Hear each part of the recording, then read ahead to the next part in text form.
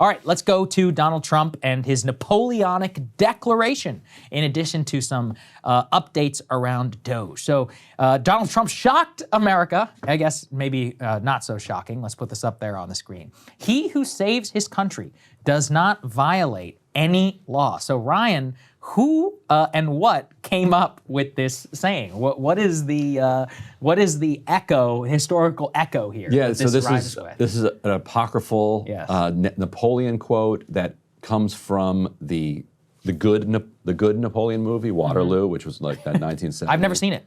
Maybe I should watch it. It's on YouTube. Yeah, okay, it's cool. I'll check it out. Yeah, and they famously have like 150,000 like extras, like actually do the battle. Wow. So I don't know if it was 150,000, but tens of thousands of people dressed as Prussians and French soldiers.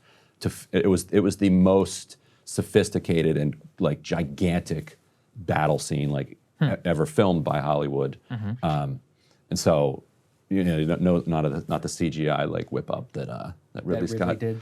Made us suffer through. But yeah, so whether Napoleon said this or not, this is how Napoleon felt. Yeah. Like it's been attributed to him. He definitely did say, "I am the revolution." Right. I am the state. Yeah. Didn't he say that? Well, that's the famous line. That was the king who got. Oh, sorry, that was cut the king. off. That was the king. That's right. But what Napoleon said is his version of that exact same thing was, "I am the revolution," because he was saying like, people are saying like, "Hey, I thought the revolution was for all of these, fraternity, equality. Like we just talk about all this stuff?" And he's like, "Well, no, I am the revolution. Okay. So whatever I do is therefore an advancement of the revolutionary values, the French revolutionary values." And Trump saying this is really only a kind of stating a textualizing of what has always been his subtext, that there isn't really ideology behind Trumpism. It's whatever Trump says. Correct. Now he's taking it to the place that it's not even illegal if I do it, which ended Nixon as when the president does it, it's not illegal. Yeah, that was considered to be the worst thing that a president had ever said. Basically. Did he say that? I don't think he said that in office, though. I think he said he said in the Frost David interview. Frost interview. But it was like he was trying to make his comeback, and when he said that, like, banish this man to Elba. When the president does it, it's not illegal. Yeah. Let's put the next screenshot up there from Elon. Yeah, lots of American flags there. I guess Elon is a consul, a deputy of one of Napoleon's generals here. He's the Talleyrand. Yeah, that's right. Although does it fit? Well, yes, because Talleyrand screwed him in the end. That's true, but he was Which also Musk will do. Talleyrand was like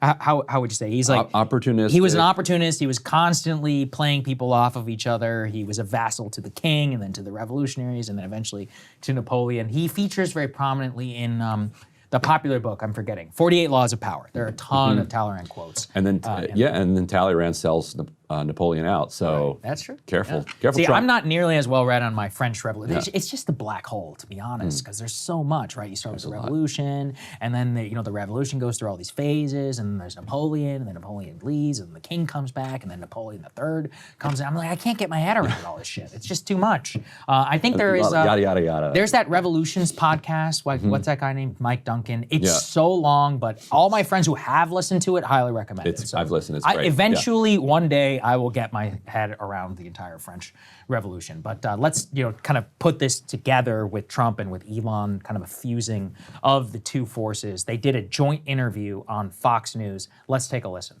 Tried it, then they stopped. That wasn't. They have many different things of hatred. Actually, Elon called me. He said, they're trying to drive us apart. I said, absolutely.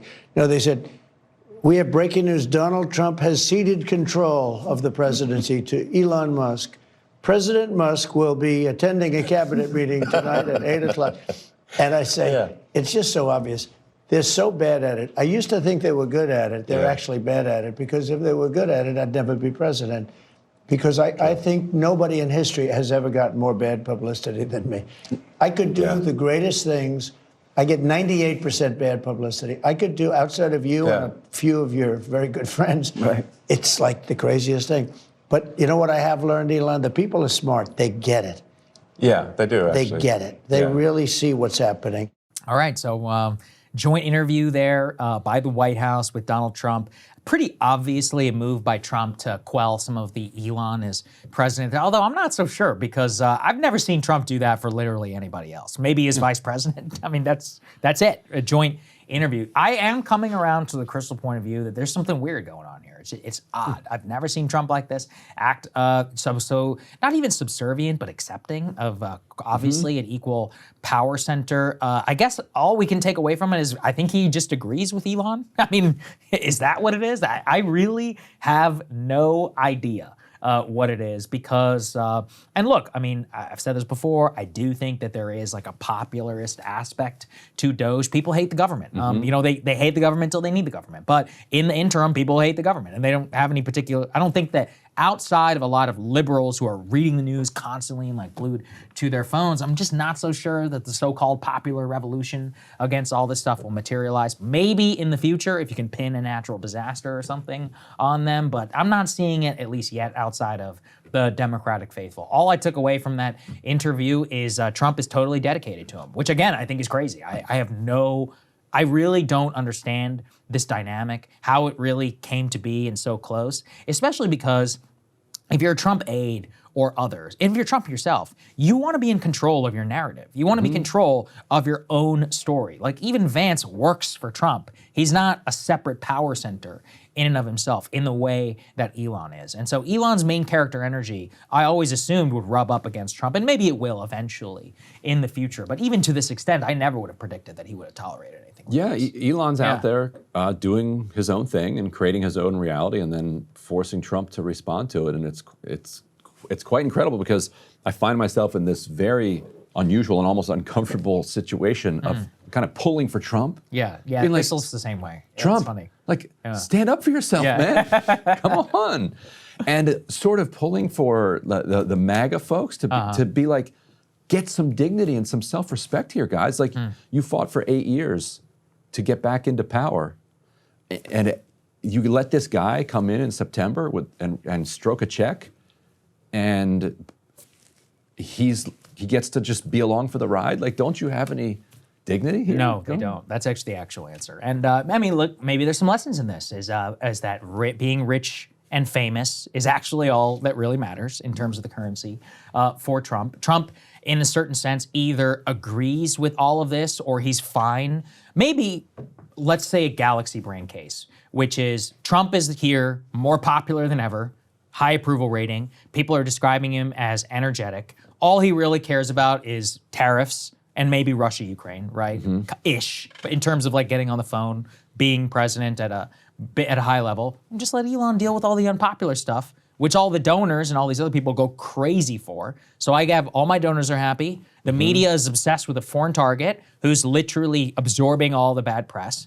And I'm just sitting pretty up here at the top. Like he's like a whipping boy, I guess, for what the real agenda is. But like you said, that's not really what the quote real agenda was supposed to be. So I do honestly find the entire thing bizarre. I just think that at a certain level, Trump is fascinated by Elon. Maybe he buys the hype.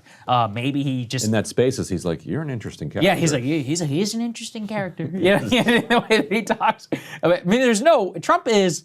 Whatever you can say about Trump, he's definitely a weird guy in his own right, but he's a very social person. He was a socialite for many years. He's met a lot of people. He has to know Elon is a total weirdo. Yeah. And yet, for some reason, it doesn't seem to rub him the wrong way, where anybody else who treated Trump like this would just never get away with it. At a policy level, there have been some flags here around some of the latest DOGE cuts. Let's go ahead and put this one up on the screen. This was kind of a hilarious plot point. So there was, what was it? There were some cuts blind across the board. One of them was apparently at a nuclear weapons facility near Amarillo, Texas, where some 30% of cuts took place. And the nuclear weapons role of those workers and the feds who oversee it is some of the most sensitive missions apparently in the US. So after discovering that many of these workers who are in something called a probationary period, legally Feds hire people on a probationary period before they convert to full time. While you're probationary, you can still be fired, and when you're not, it's just much more legally difficult to fire you. That probationary period can last up to 3 years, just so people understand. It's not like they've been disciplinary placed, it's just that they're more newer entrants. So anyway, the Trump administration just fired across the board all probationary employees, but apparently they have reversed it for these 28 employees who are in charge of the nuclear weapons facility. Also, for people who don't know, the nuclear weapons are overseen by the Energy Department, which I've always found very interesting. That I forget exactly when it happened, but we decided to take away that authority specifically from the Pentagon and turn it into a civilian practice to make sure that civilian control, command and control over the nuclear chain of command always remained ironclad. Yes, and the real heads, when they're adding up military spending, yeah, they add that. You're right. They add that in, because when you're like, oh, how do we get to $1 trillion when a Department of Defense is this? It's like, well, because a lot of these other departments have spending that is fundamentally military.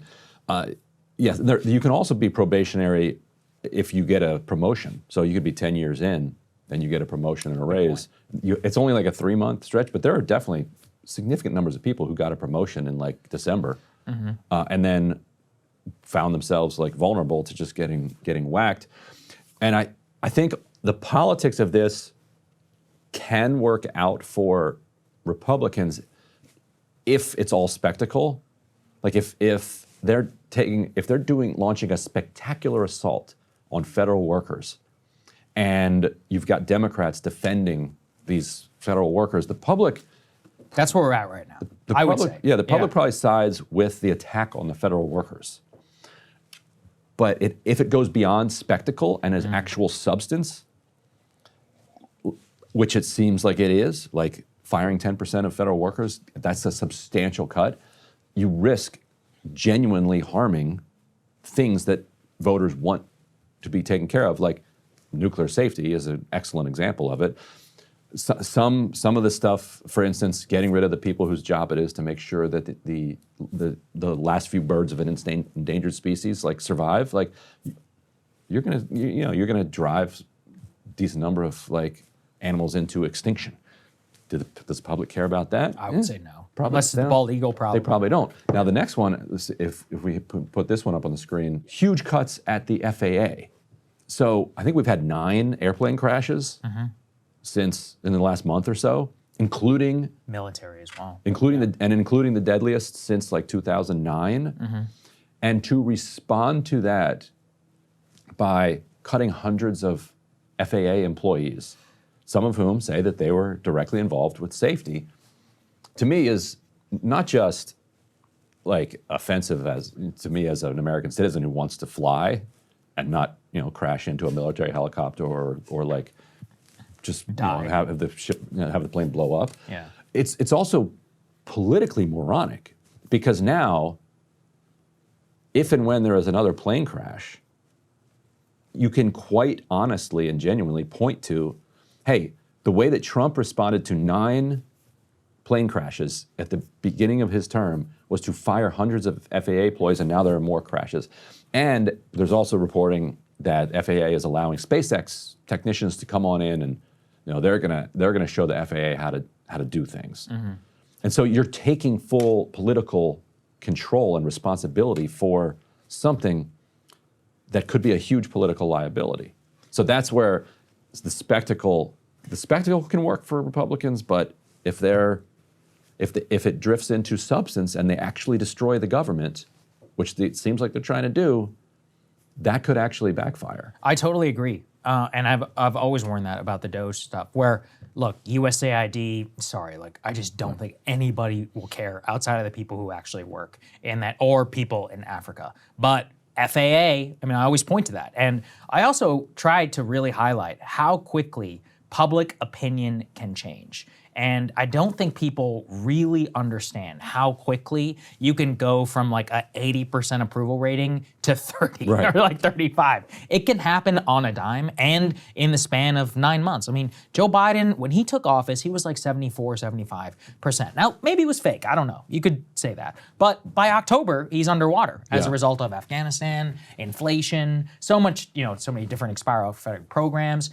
Nate Silver actually had a good tweet on this. He goes, keep in mind, Obama went from 69% approval rating to Democrats losing a Senate seat in Massachusetts in the span of less than a year. I always try to highlight that. Remember the Bush 04 to 05 period? He literally went from winning the popular vote and, you know, reaffirming all these conservative things about the country to getting absolutely blown out 18 months later and how do you in do public that? approval. By going after Social Security, exactly. And Iraq, obviously those two things, you know, you put them two together. So I'm just always pointing out with DOGE and all of this, and as triumphal and all of this can sound, really good political movements and actors think strategically and in the long term. And these DOGE cuts to the FAA is a perfect example of why. Why would you ever allow this?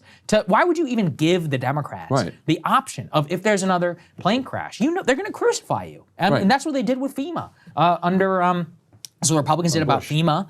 No, I'm talking about with the response to the North Carolina floods. Remember all of the FEMA dollars going to illegal immigrants? That was a real thing. People in North Carolina were really pissed about that.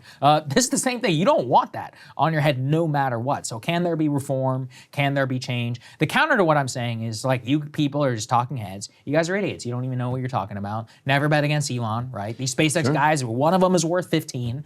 Maybe, I don't know. That's one of those where we'll find out, I guess. It's a great national experiment. I'm curious for your take on the NIH cuts too, because I'm very pro that actually. But I feel like this is a place where you and the people who are supportive of this are internet brained and are like, okay, you're probably right. They're connecting NIH to like funding the lab in Wuhan, which they did, and they should be criticized for, and they should actually, I think, ban all gain of function research, just like Obama did. And then they connect NIH to COVID hysteria and lockdowns. And then from there they say, well, NIH sucks, let's nuke NIH. And you throw in this idea that universities are, are hogs at the trough with the overhead that NIH is paying for. And then you convince yourself that, okay, this is actually a good target for us. This is a politically ripe target. When I think going after cancer research, going after medical research, just period, is a huge mistake just on a kind of human level, because government spending on medical research is the thing that drives the advances. And then the corporations, the big pharma comes in, they swoop up the innovations, they patent them, they make all the money off of it.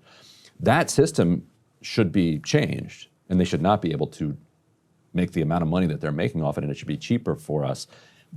But we do want this process happening where scientific advances happen, because they save lives. Of course. Well, I just think it's a little bit more reductive. So, I mean, the university thing, for example, again, I grew up in a university town. My parents work in academia. I think universities are genuinely hogs at the trough. Okay, let's look at it this way. Let's look at actual spending by public universities, all of which books are public, and look at the rise of what? Administrative costs. Administrative costs accounts for the vast majority of tuition increase. A lot of this is DEI, but it's not just that. It's just general administrating bloat. So what the NIH thing did is it took it from 69 to a cap of 15%. Now, I talked about this with Crystal. They're like, oh, well, some of it is all this non-administrative cost, but like the base assumption within the NIH freeze in terms of the administrative cost freeze comes down to you guys are not good stewards of the taxpayer money. I think that's probably basically true. Anything, by the way, which attacks the center of gravity of university power,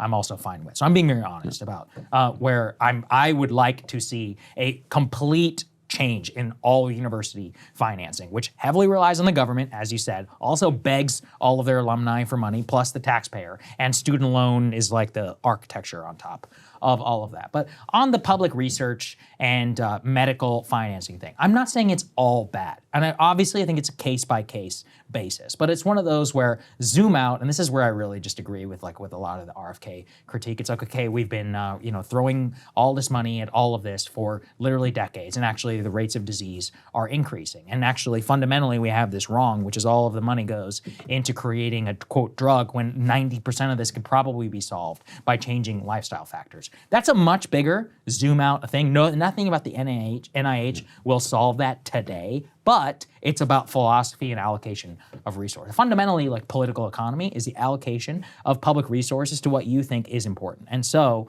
it's about thinking it, for me at least, if I were to create like a grand design of what I could, it would be moving dollars away from whatever, creating some drug or molecule or whatever that supposedly not even fixed as cancer, because that's not really how it works, as opposed to looking at the lifestyle factors, food, subsidy, whatever, that leads to this explosion in cancer over the last 50 years or so. No, I'd love to see them address the lifestyle front. I'm skeptical that they're actually going to do that, and I don't think you have to destroy you don't have to take the NIH money away from universities in order to do that. And I think our university system, it gets a lot of legitimate criticism, but it is also in many ways our crown jewel. Like, it is the thing that separates us from other countries. And you never know exactly how this stuff is going to work out.